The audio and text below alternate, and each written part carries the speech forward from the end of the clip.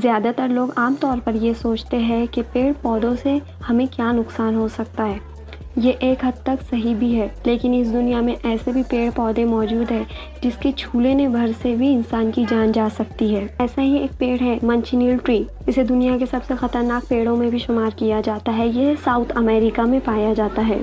इस पेड़ का फल इतना जहरीला होता है कि इसके सेवन भर से भी इंसान की जान जा सकती है। यही नहीं, अगर कोई इंसान इस पेड़ के पास बिना सेफ्टी के जाता है तो उसकी मृत्यु भी हो सकती है। इसीलिए इस पेड़ को डेड एप्पल के नाम से भी जाना जाता है। सेकंड नंबर पे है रोजरी पी। ये पेड़ दिखने में काफी सुंदर होता है, पर इस पेड़ के बीज बहुत ज्यादा खतरनाक होते हैं। अगर आप इसे खुरेशने या चुबाने की कोशिश करेंगे तो पल भर में आपकी जान जा सकती है। इसके बीज में एब्रिन पाया जाता है, जिसका सिर्फ 3 माइक्रोग्राम जहर किसी भी इंसान की जान लेने के लिए काफी है। जैसा कि हम सब जानते हैं, दुनिया भर में कई सारे जहरीले पेड़ पौधे पाए जाते हैं। ऐसा ही एक पौधा ब्रिटेन में भी पाया जाता है जिसका नाम जियांग थॉन्गवीट है। इस पौधे के सफ़ेद फूल दिखने में जितने सुंदर होते हैं उससे कई ज़्यादा खतरनाक भी होते हैं।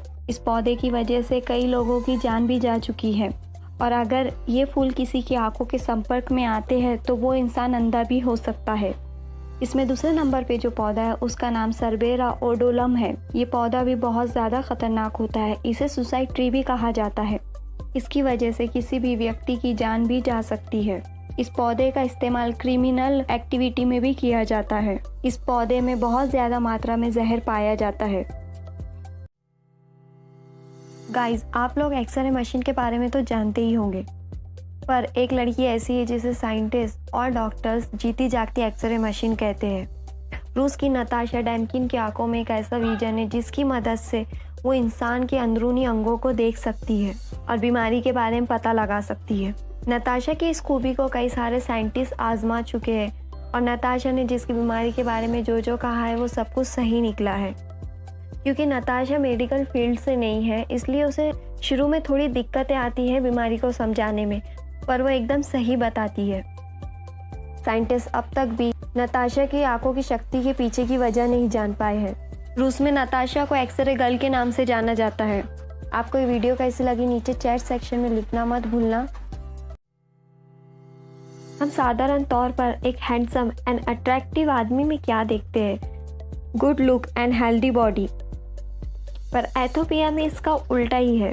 जैसे हम मोटे आदमी को अनहेल्दी मानते हैं, पर एथोपिया के बोधी समाज में एक मोटा आदमी जिसकी टोन निकली हुई हो उसे हैंडसम एंड हेल्दी माना जाता है।